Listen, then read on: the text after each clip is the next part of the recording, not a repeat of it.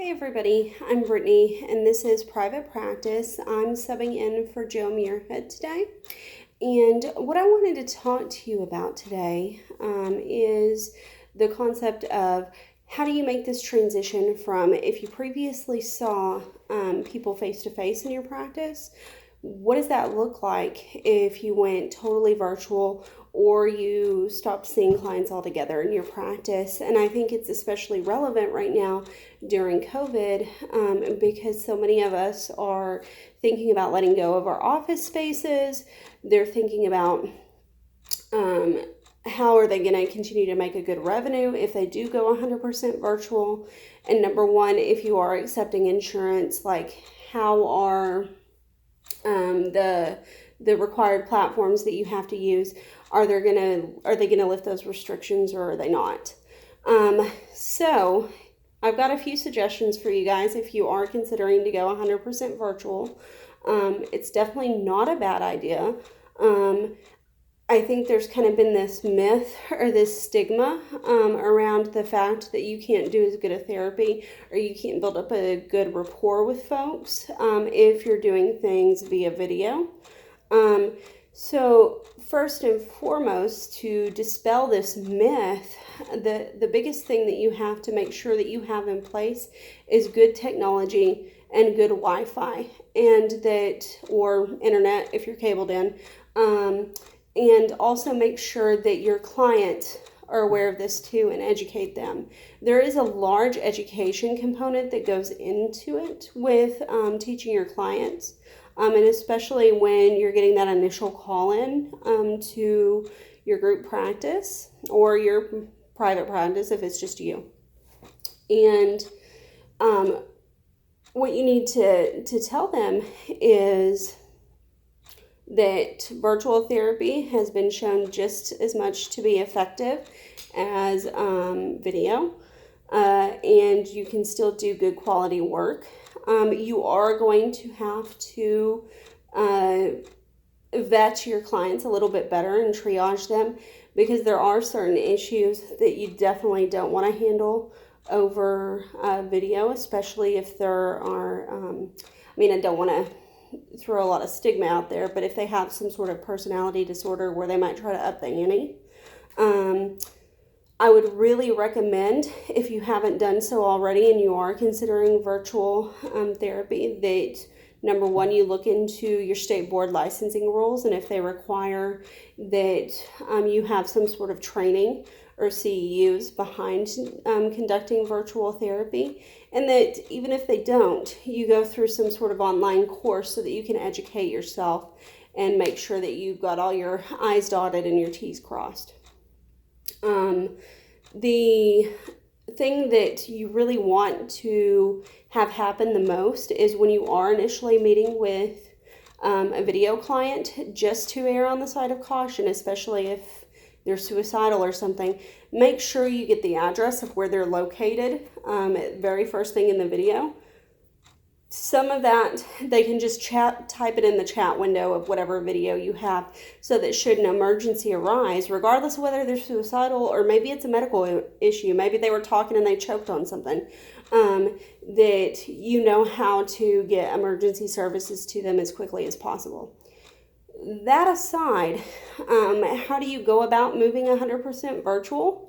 It's a little bit easier if you are accepting insurance, or if you've already built up a rapport with your existing clientele and you just say, hey, look, I've decided to be 100% virtual. Like, are you okay with that? Because most of the people you already have a rapport with are more than okay with that.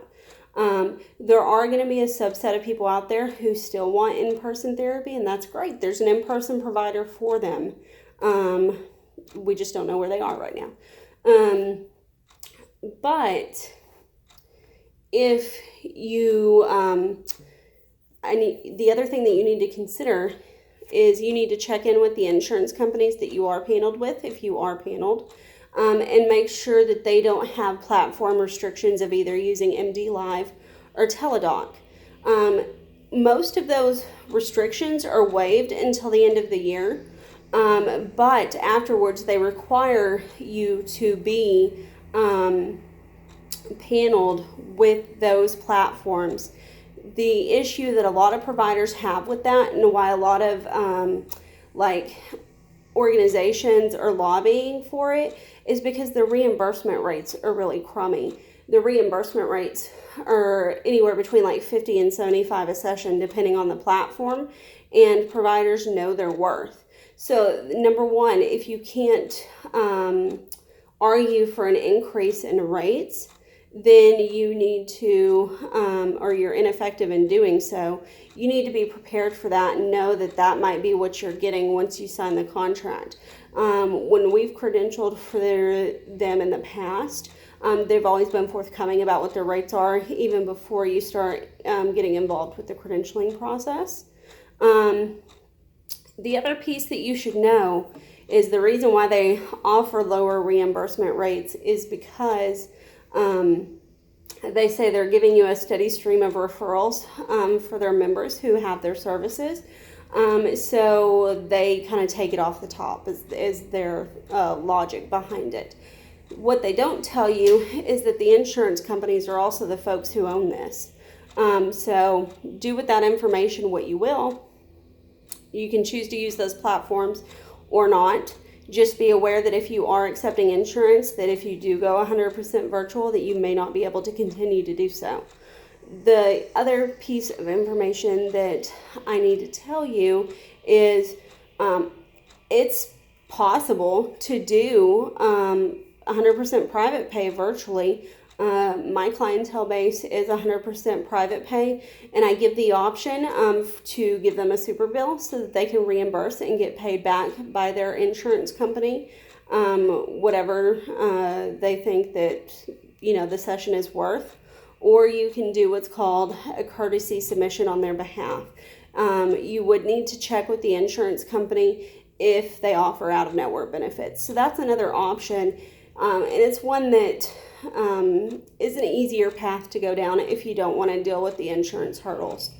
The other big component to going 100% virtual is if you don't already have a rapport established with an existing client base that you're just bringing to the virtual world, you need to be able to put yourself out there on social media, because that is going to be your new marketing strategy, because that's where anybody who is comfortable with technology is going to reside, is in social media. And you need to figure out where your targeted audience is going to be and on what platform, whether it's going to be on Instagram, whether it's going to be on Facebook, whether it's going to be on Twitter, Snapchat, TikTok, and go from there. And you definitely want to be involved on those platforms. What I'm going to tell you is you only need to pick two. So pick your top two of where you think your targeted population resides, and you are going to need to push out consistent content. It's not so much about quantity, it's more about quality and consistency with the content that you're pushing out. Just like when people tune in regularly to their weekly TV show, they're wanting to tune in to you too and know exactly when you're going to be releasing that content. So even if you don't get, a couple of likes on your first video, on your second video, on your 10th video, that's okay, because you're still building up your audience and they're getting to know you. Variety is also going to help you with the type of content that you're pushing out. Some people are more readers, so you can do a combination of blogs. You can do a combination of videos. You can do newsletters and start building up your audience that way. You just need to know which one you like to do best. Podcasting is another one. Forgot about that. You just need to know which one you really like doing best, that you're going to have a passion for and that you're gifted at, and go with that platform. But the more that you can get your content out there on social media, the more you get in people's faces, so that when they are ready for your services, that they're going to bite you up. So that's really what I recommend if you are thinking about going 100% private practice. That's all I've got for now. 100% private practice, 100% virtual. That's all I've got for you guys for now. I hope you enjoyed this and that it all made sense to you. Feel free to ask questions if you have them. Talk to you later.